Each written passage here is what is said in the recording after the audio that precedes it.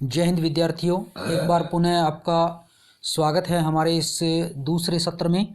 हम पढ़ रहे थे डॉक्टर भीमराव अंबेडकर का एक भाषण सफल प्रजातंत्र के लिए आवश्यक बातें, जिसमें हमने 3 शर्तें पढ़ ली थी।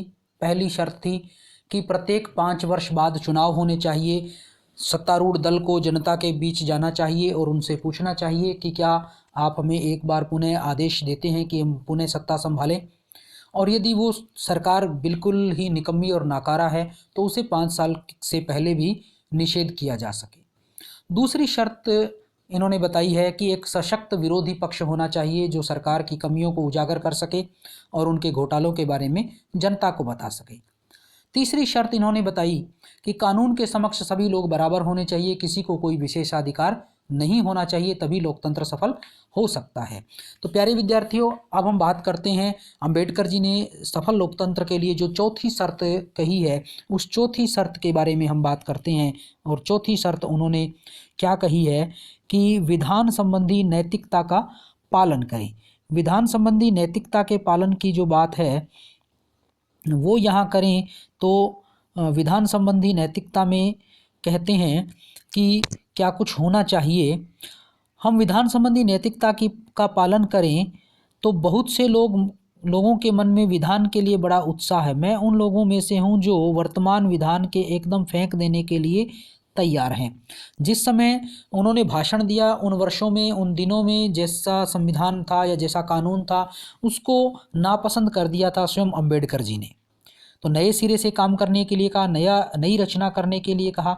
क्या थी नई रचना, किस तरह का काम करने के लिए, किस तरह का संविधान, किस तरह का विधान बनाने की बात वो करते हैं। वो कहते हैं कि कम से कम नए सिरे से इसकी रचना करने के लिए कि संविधान या विधान नए सिरे से बनाया जाए।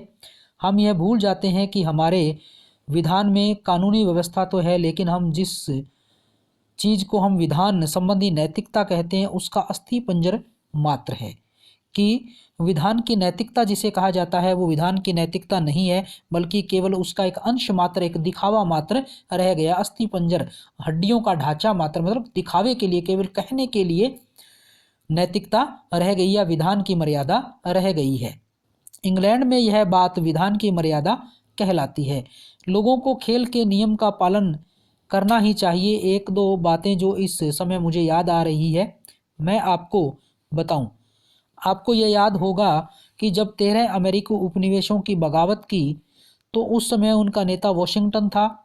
यह कहने से कि वॉशिंगटन उनका नेता था, अमेरिकी जीवन में जो उनका वास्तविक स्थान था हमें स्पष्ट होता है।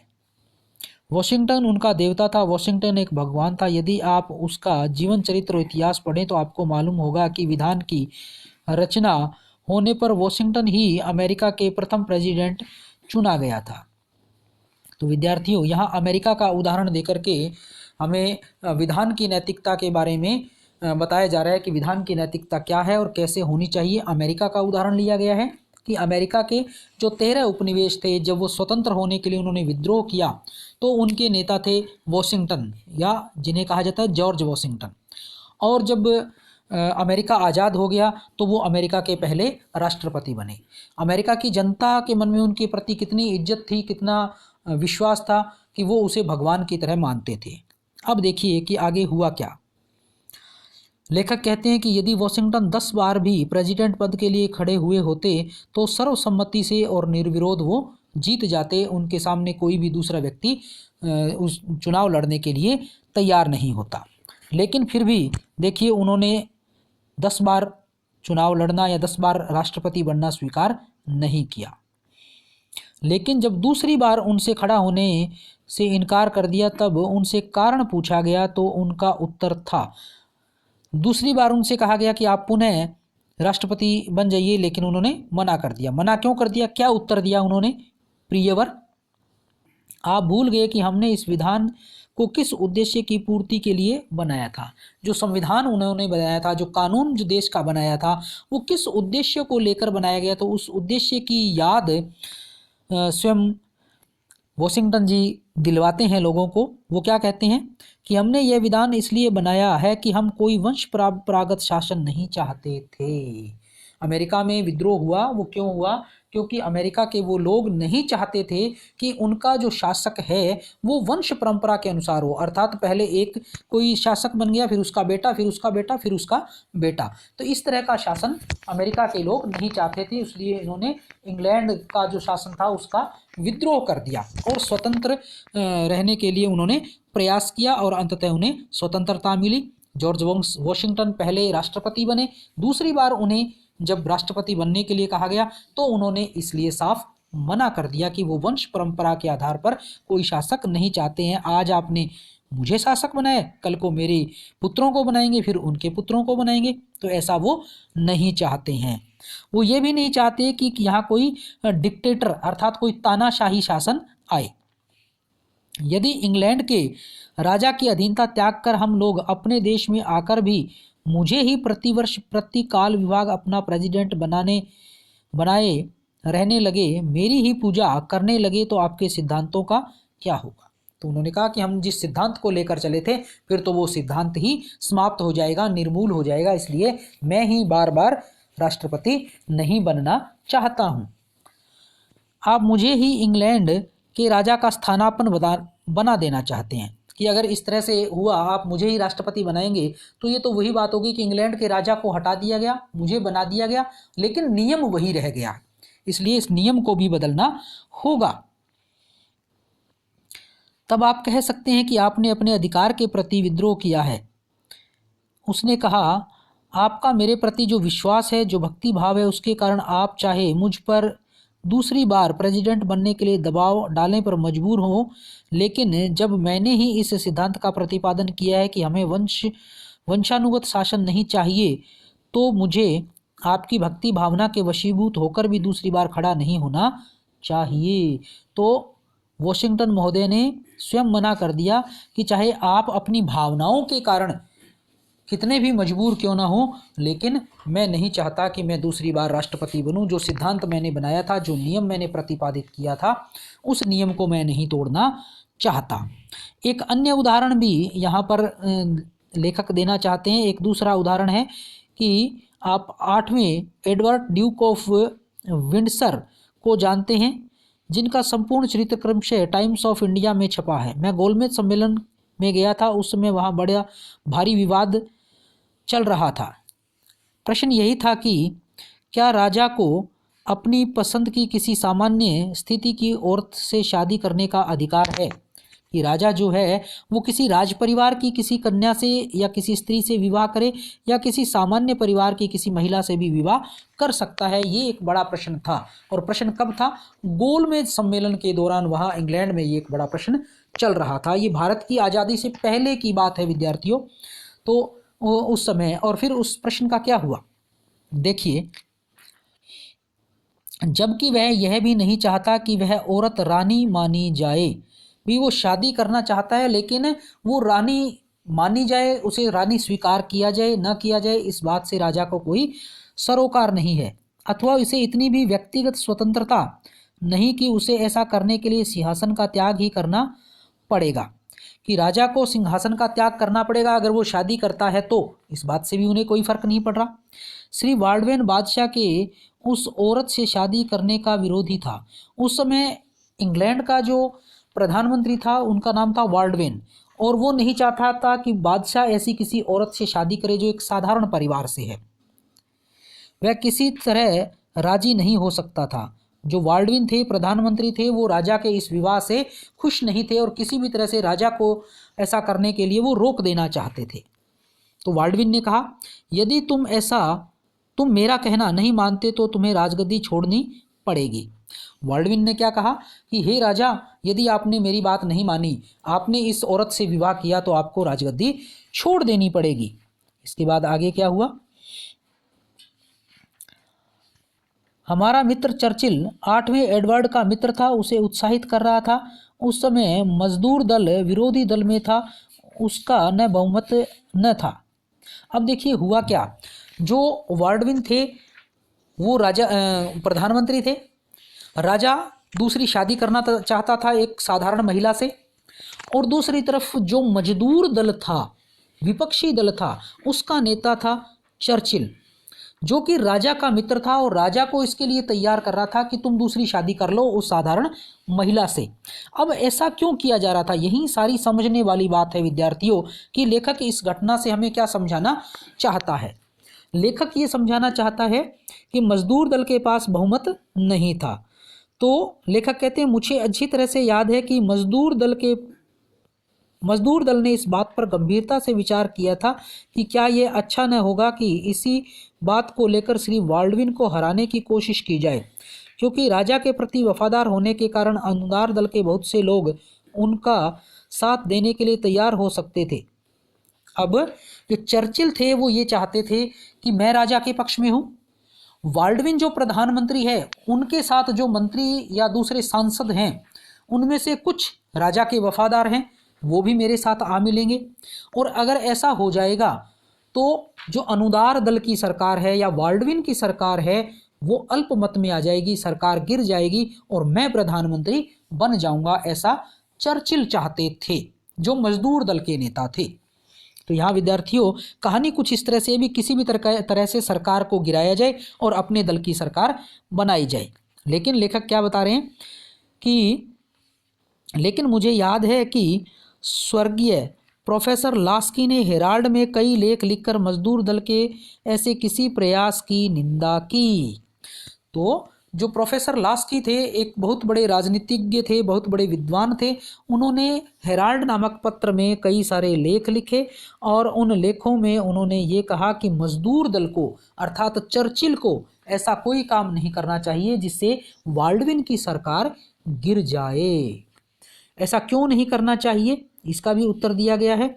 उन्होंने कहा हमारी यह परंपरागत मर्यादा है कि बादशाह को प्रधानमंत्री की सलाह माननी ही चाहिए। इंग्लैंड में विद्यार्थियों ऐसी प्रथा है कि प्रधानमंत्री जैसा कह देता था राजा को उसकी बात मान लेनी चाहिए थी। वो सिर्फ शासन में नहीं, वो अपने दैनिक जीवन में भी मानने तक के लिए बाध्य था। इसीलिए वो जिससे शादी करना चाहता था राजा, उससे प्रधानमंत्री की सलाह के बाद शादी भी नहीं कर सकता था। अब देखिए, तो प्रधानमंत्री की सलाह के लिए बाध्य था राजा या बादशाह।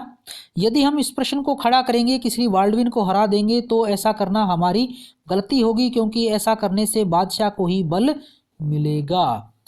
तो प्रोफेसर लास्की ने कहा कि ये ऐसी हमारी परंपरा है कि जो प्रधानमंत्री है उसकी बात को राजा मानने के लिए बाध्य है, और अगर अब मजदूर दल ने या चर्चिल ने कुछ ऐसा किया जिसके कारण सरकार गिरती है तो इससे बादशाह की जो स्थिति है वो और ज़्यादा मजबूत हो जाएगी। बादशाह है फिर दूसरे आदेशों को भी नहीं मानेगा। मजदूर दल ने उनकी सलाह मानी और कुछ नहीं किया, अर्थात मजदूर दल ने सबक ले लिया और उन्होंने विधान की नैतिकता को स्वीकार किया और सरकार को नहीं गिराया। यदि आप अंग्रेजों के इतिहास पढ़ेंगे तो आपको ऐसे बहुत से उदाहरण मिलेंगे जब दल विशेष के नेता किसी एक गलत बात को लेकर अपना विपक्षी दल को कमज़ोर कर सकते थे, लेकिन उन्होंने ऐसा नहीं किया क्योंकि वो जानते थे इससे उनके विधान को नुकसान पहुंचेगा और प्रजातंत्र की हानि होगी। तो यहाँ लेखक ये कहना चाहता है कि इंग्लैंड में ऐसे बहुत से और भी उदाहरण हमें मिल जाएंगे जब ऐसा हो सकता था कि किसी एक दल की सरकार को बड़ी आसानी से गिराया जा सकता था, लेकिन इंग्लैंड के जो राजनीतिज्ञ थे, विपक्ष के नेता थे, उन्होंने ऐसा नहीं किया, क्योंकि अगर ऐसा करते तो उनका संविधान कमज़ोर हो जाता और हमेशा के लिए एक नई और गलत परंपरा पड़ जाती। प्रजातंत्र की सफलता के लिए विद्यार्थियों यहाँ एक और बात लेखक कह रहे हैं कि एक और बात है जो अत्यंत आवश्यक है, और वो अत्यंत आवश्यक बात क्या है जिसके लिए लेखक कह रहे हैं कि अल्पमत पर बहुमत का अत्याचार न हो। कि अल्पमत पर बहुमत का अत्याचार ना हो। यहाँ अल्पमत किसी धर्म, जाति, बिरादरी, भाषा के आधार पर नहीं है, बल्कि लोकसभा में जो अल्पमत और बहुमत है, अर्थात बहुमत जिसकी सरकार है, अल्पमत अर्थात जो विरोधी पक्ष है। तो विरोधी पक्ष पर जो सत्तारूढ़ दल है वो किसी तरह का अत्याचार ना करे, अर्थात उनकी बात को सुने, उनके दिए हुए प्रस्तावों को स्वीकार करे। अल्पमत का हमेशा यह विश्वास बना रहना चाहिए कि यद्यपि शासन की बागडोर बहुमत के हाथ में है तो भी अल्पमत को हानि नहीं पहुंच रही है और अल्पमत पर कोई अनुचित प्रहार नहीं किया जा रहा है। लोकसभा में जो अल्पमत में है उन पर किसी तरह का कोई प्रभाव या उनके दल को किसी तरह से कोई हानि नहीं पहुंचाई जा रही, ऐसा उन लोगों में विश्वास हमेशा कायम रहना चाहिए। यह एक ऐसी बात है जिसका ब्रिटेन की पार्लियामेंट में बहुत ख्याल रखा जाता है कि विरोधी पक्ष क्या चाहता है, विरोधी पक्ष की भावनाएं क्या है। उन बातों को इंग्लैंड की पार्लियामेंट में, संसद में बहुत तवज्जो दी जाती है, बहुत उसे महत्व दिया जाता है। आप में से काफ़ी लोगों को इंग्लैंड के 1831 के चुनावों के परिणाम याद होंगे। ये विद्यार्थियों, ये गलती से छपा हुआ है, 1831 नहीं 1931 आएगा। यहाँ पर 1931 के चुनावों की बात की जा रही है। उस समय श्री रैमजे मैकडोनाल्ड ने मजदूर दल से त्यागपत्र दे दिया था और एक राष्ट्रीय सरकार की स्थापना की थी। रैमजे मैकडोनाल्ड जो कि उस समय के प्रधानमंत्री थे, उन्होंने अपने पद से इस्तीफा दे दिया था और उसके बाद एक मिलीजुली सरकार वहाँ पर बनी थी, क्योंकि किसी भी दल को स्पष्ट बहुमत नहीं मिल पा रहा था। अब देखिए हुआ क्या था, राष्ट्रीय सरकार बन गई, चुनाव आया तो जिस मजदूर दल के मैं समझता हूँ 150 सदस्य थे, 650 की कुल संख्या में से केवल 50 रह गई। इसके बाद चुनाव हुए, चुनाव में लोकसभा की कुल सदस्य संख्या थी 650। अंबेडकर जी मान रहे थे कि मजदूर दल के पास 150 सदस्य तो होंगे ही, लेकिन ऐसा नहीं हुआ, बल्कि उन्हें केवल 50 ही उम्मीदवार उनके जीत पाए और इसके बाद बॉल्डविन प्रधानमंत्री बने। तब उस समय अंबेडकर जी भी वहीं इंग्लैंड में ही थे, लेकिन वो क्या कहते हैं कि मैंने एक बार भी कहीं यह नहीं सुना कि मजदूर दल के इन 50 जनों के अल्पमत में, जो कि अनुदार दल के बहुमत की तुलना में बहुत ही अल्प था, कभी इस बात की शिकायत की हो कि उन्होंने उनके बोलने के उचित अधिकार से वंचित रखा गया या विरोध करने का अवसर नहीं दिया गया अथवा प्रस्ताव उपस्थित करने की सुविधा नहीं दी। लेखक क्या कहते हैं कि मजदूर दल के पास केवल 50 ही सदस्य थे, लेकिन इन 50 सदस्यों ने कभी इस बात की शिकायत नहीं की कि जो बहुमत है या जो सत्तारूढ़ दल है उसने कभी भी उनको शिकायत करने से, कुछ बोलने से या विरोध करने से या किसी प्रस्ताव को उपस्थित करने के लिए कभी मना कर दिया हो, सुविधा न दी हो, उनके ऊपर अपना अधिकार रखा हो, उनको दबा के रखा हो, ऐसा कभी भी कोई शिकायत नहीं आई। अब जरा आप अपनी पार्लियामेंट की ओर देखें। एक जो विरोधी पक्ष के लोग लगातार निंदा का प्रस्ताव या कार्य स्थगित करने का प्रस्ताव लाते रहते हैं, मैं उनका समर्थन नहीं करता। लेखक क्या कहते हैं कि लोकसभा में या सदन के अंदर जो लोग प्रतिदिन ही निंदा प्रस्ताव या अन्य कोई कार्य स्थगन के प्रस्ताव, काम रोको प्रस्ताव रोज ही लाते हैं, उनका मैं समर्थन नहीं करता हूं। लेकिन वो उसका समर्थन करते हैं जब उचित समय हो, जब लाया जाना हो ऐसा प्रस्ताव तो लाया जाए और उसका समर्थन किया जाना चाहिए। या चाहे गए कार्य स्थगित करने का प्रस्ताव हो, शायद ही कभी किसी प्रस्ताव का विचार विमर्श हुआ होगा। लेकिन क्या कहते हैं कि भारत के अंदर पार्लियामेंट में जो भी प्रस्ताव लाए गए हैं विपक्ष के द्वारा, उन पर शायद ही कभी किसी तरह का कोई विचार विमर्श हुआ होगा। मुझे इससे काफ़ी आश्चर्य हो रहा है। जब मैं ब्रिटेन की पार्लियामेंट के वाद विवाद की रिपोर्ट पढ़ता हूं तो मुझे एक अवसर नहीं दिखाई देता जब अध्यक्ष ने किसी कार्य के स्थगित करने के प्रस्ताव पर विचार करने की अनुमति न दी हो। अर्थात इंग्लैंड में जब कार्य स्थगन या काम रोको प्रस्ताव आता है तो वहाँ का अध्यक्ष उस पर चर्चा करवाने के लिए तुरंत तैयार हो जाता है। यदि सरकारी आज्ञा ही हो तो दूसरी बात है कि सरकार ने कोई विशेष आज्ञा दी हो तब ऐसे प्रस्ताव नहीं लाए जाते, उन प्रस्तावों को रोक दिया जाता है। बाकी हमेशा उन प्रस्तावों पर चर्चा होती ही रही है। अब भारत में बता रहे हैं, ये आज़ादी से पहले की बात है, जब मैं मुंबई विधानसभा का सदस्य था। लेखक मुंबई विधानसभा के सदस्य थे। इनके कुछ मित्र थे, श्री मोरारजी, श्री मुंशी, श्री खरे और दूसरे लोग। ये सत्तारूढ़ पार्टी में थे। मोरारजी, मुंशी और खरे और दूसरे लोग सत्ता में थे और डॉक्टर अंबेडकर जी वो विपक्ष में थे। उन्होंने एक बार भी किसी काम रोको प्रस्ताव पर चर्चा नहीं होने दी और भारत में स्थिति बिल्कुल विपरीत, कभी भी काम रोको प्रस्ताव पर चर्चा नहीं होने दी। या तो हमारे मित्र श्री मावलंकर जो उस समय अध्यक्ष थे उसे विधान बाह्य कहकर सहायक हो जाते थे, या जैसा उन्होंने स्वीकार किया मिनिस्टर विरोध कर रहे थे। आप जानते हैं जब एक मिनिस्टर विरोध कर देता है तब क्या करना होता है। जब एक मिनिस्टर विरोध कर देता है तो भी आदमी काम रोको प्रस्ताव लाता है, उसमें भी नियमित संख्या होती है, तदनुसार 30-40 हस्ताक्षर उपस्थित करने पड़ते हैं। यह तो हो सकता है कि यदि सरकार इस बात का निश्चय कर ले कि वह ऐसे सब काम रोको प्रस्ताव जो ऐसे लोगों की ओर से उपस्थित किए जाते हों जो 4, 5, 6 की अल्पसंख्या में लोकसभा के सदस्य हैं, तो अल्पमत रखने वाली जातियों वर्गों को भी कभी ऐसा अवसर न मिलेगा कि वे अपनी भावनाओं की अभिव्यक्ति कर सकें।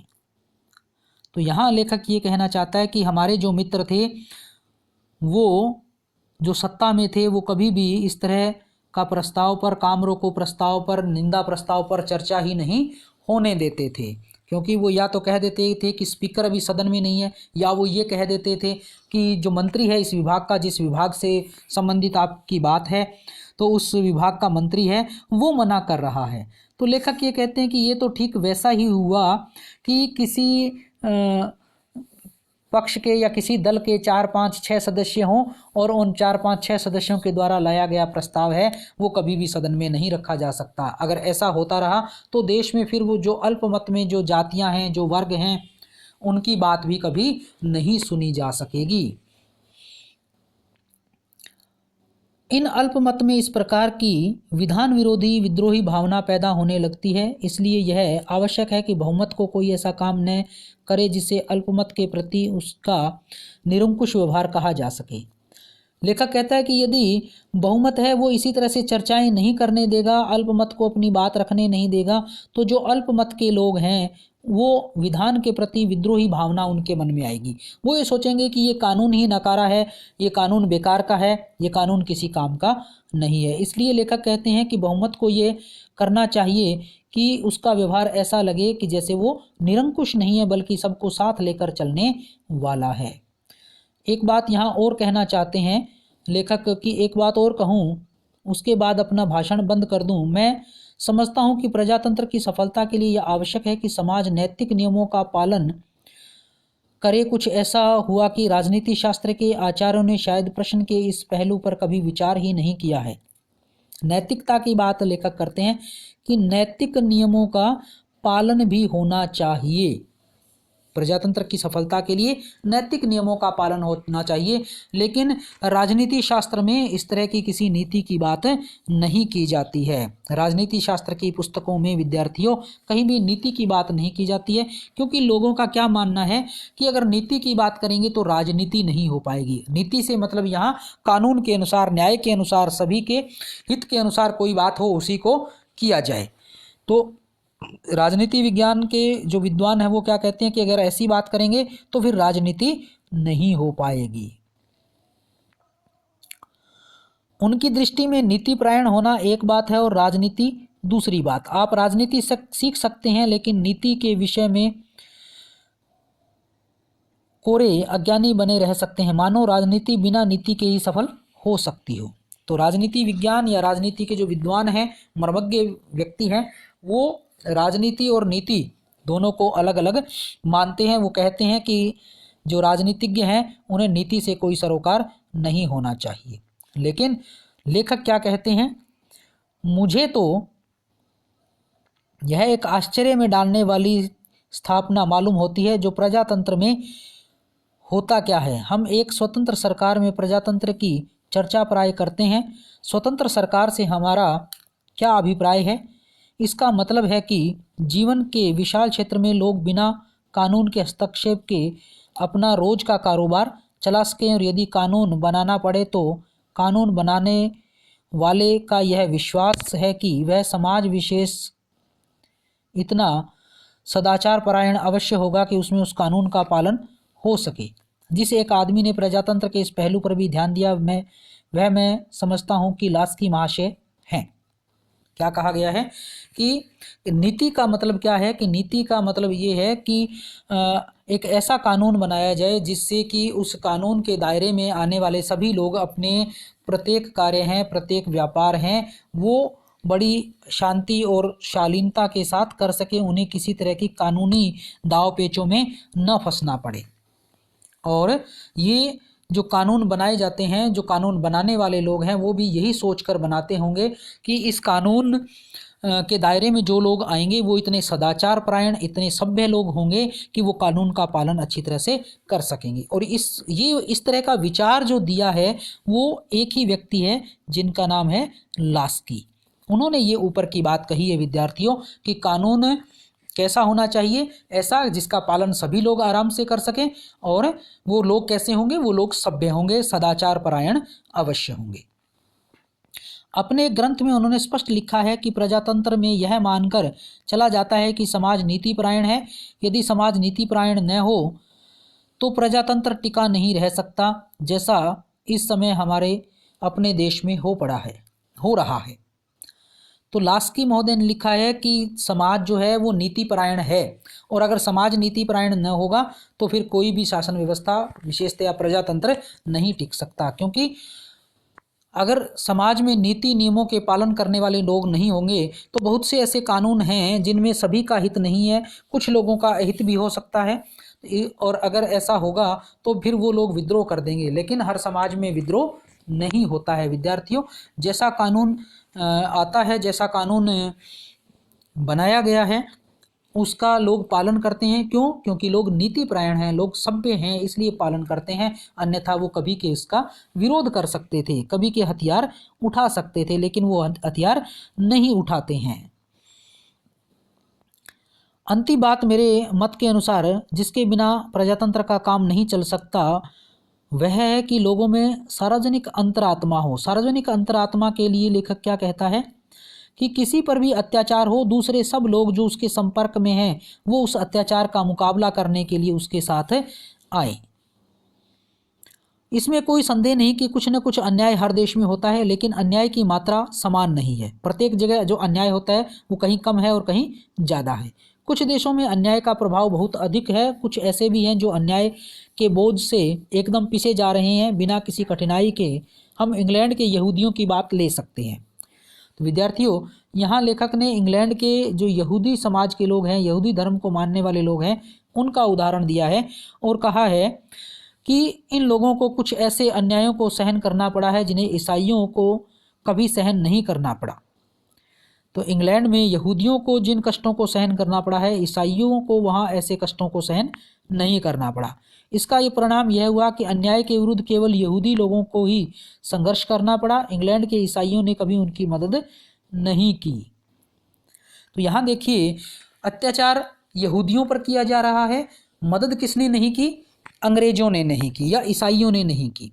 लेकिन जो बात लेखक हमें बताना चाहता है, क्या होना चाहिए? सार्वजनिक अंतरात्मा होनी चाहिए। तो सार्वजनिक अंतरात्मा का मतलब है कि अत्याचार तो यहूदियों पर हो रहा है, लेकिन ईसाइयों को भी उनका साथ देना चाहिए था, जो कि इंग्लैंड में नहीं हुआ। इसके बाद देखिए, वास्तव में वे तो इसे पसंद करते थे। वास्तविक बात तो यह है कि वह इस अन्याय को पसंद करते थे। इंग्लैंड के एक ही आदमी ने यहूदियों की सहायता की। वह आदमी इंग्लैंड का राजा था।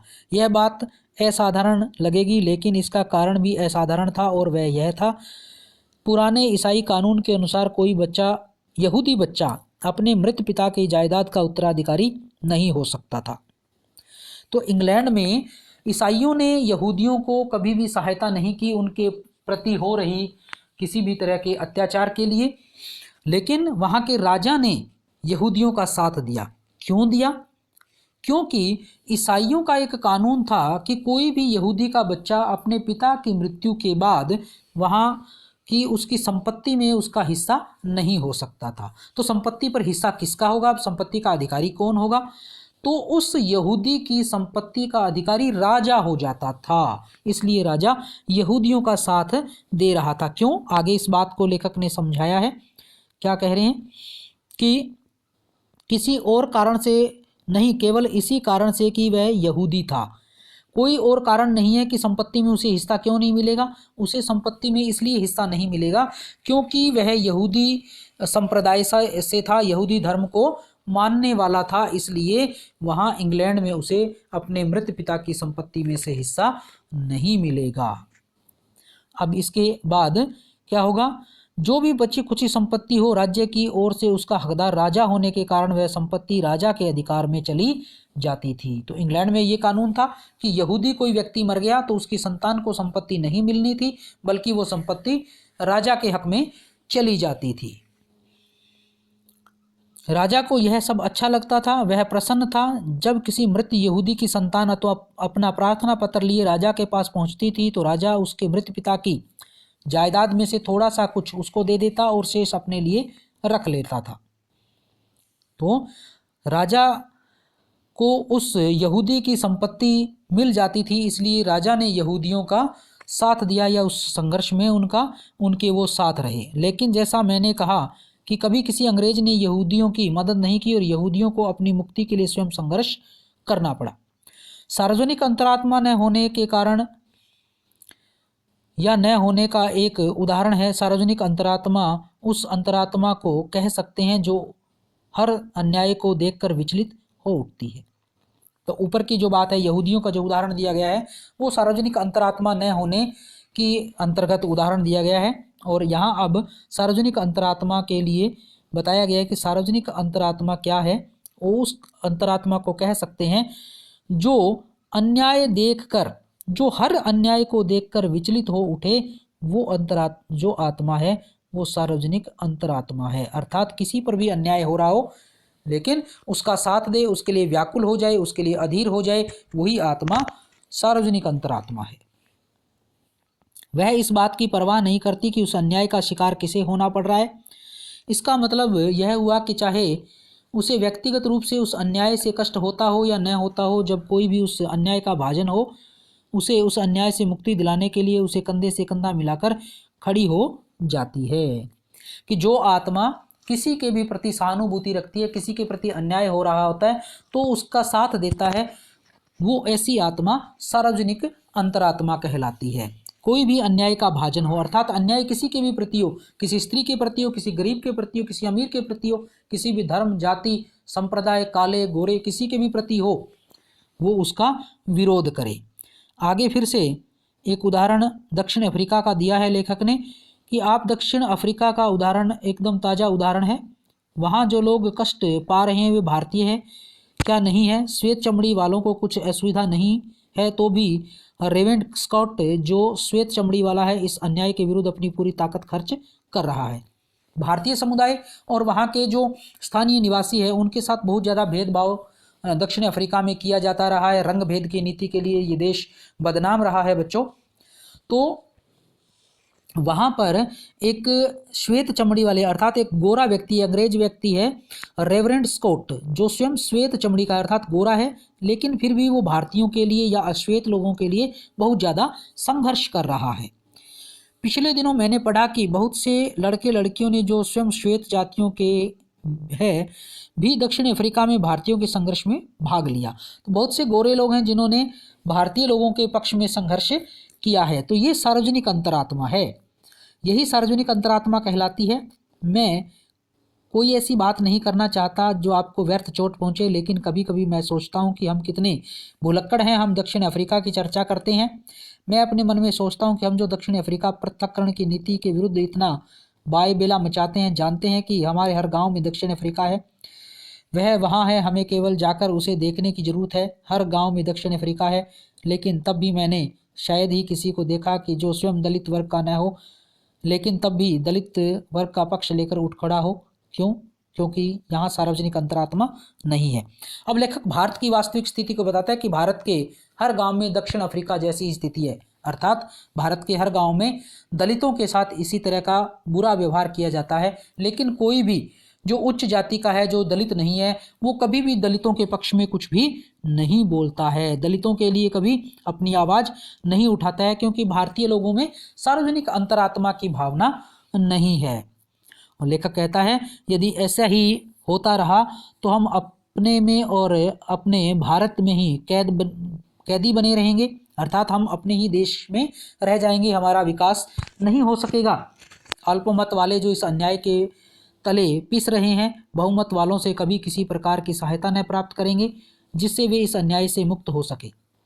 तो अल्पमत वाले हैं वो अन्याय में पिसते ही रहेंगे, बहुमत वाले उनकी कभी सहायता नहीं करेंगे और कभी भी ये लोग जो अल्पमत में हैं वो मुक्त नहीं हो पाएंगे। इन सब से भी विद्रोह की भावना बढ़ती है और अगर समाज में ऐसा ही रहा तो लेखक कहते हैं कि उन अल्पमत वालों में विद्रोह की भावना आ सकती है जिससे प्रजातंत्र को खतरा हो सकता है। जो कुछ मैंने कहा वह कोई ऐसे पिटे पिटाए स्थिर सिद्धांत नहीं है जिनका किसी राजनीति शास्त्रज्ञ ने आविष्कार किया हो। लेखक कहता है कि मैंने जो बातें कही है वो केवल सैद्धांतिक बातें नहीं है कि किसी विद्वान ने उनका प्रतिपादन किया और विद्वान ने उन्हें लिख दिया और मैंने आपके सामने सुना दिए हों। भिन्न भिन्न देशों के राजनीतिक इतिहासों का अध्ययन करने से मेरे अपने मन पर जो संस्कार पड़ा वह सब उसी का चित्र मात्र है कि विभिन्न देशों का जब मैंने अध्ययन किया, वहाँ की स्थितियों का अध्ययन किया, तो मेरे सामने जो तस्वीर आई उसी को मैंने यहाँ पर बताया है। मेरा विश्वास है कि प्रजातंत्र को बनाए रखने के लिए ये अत्यंत आवश्यक शर्तें हैं। तो ये आवश्यक शर्तें लेखक ने बताई हैं जो प्रजातंत्र के लिए आवश्यक है और वर्तमान में हमारे समाज और हमारे देश में भी इस तरह की बातें और ज़्यादा बढ़ गई हैं जिनको रोकना अत्यंत आवश्यक है। तो विद्यार्थियों, ये था आज का हमारा अध्याय जिसका ये दूसरा और अंतिम भाग था। इस पाठ की PDF आप डिस्क्रिप्शन में दिए गए लिंक से डाउनलोड कर सकते हैं। इसके अलावा बाकी के जो लिंक है वो यहाँ भी दे दिए गए हैं। इन लिंक पर जाकर के आप हमारे टेलीग्राम चैनल को ज्वाइन कर सकते हैं, हमारी वेबसाइट से अध्ययन सामग्री प्राप्त कर सकते हैं और YouTube चैनल पर हमारे वीडियो डॉक्यूमेंट्री देख सकते हैं। तो मिलते हैं अगली वीडियो डॉक्यूमेंट्री में, तब तक के लिए धन्यवाद। जय हिंद, जय भारत।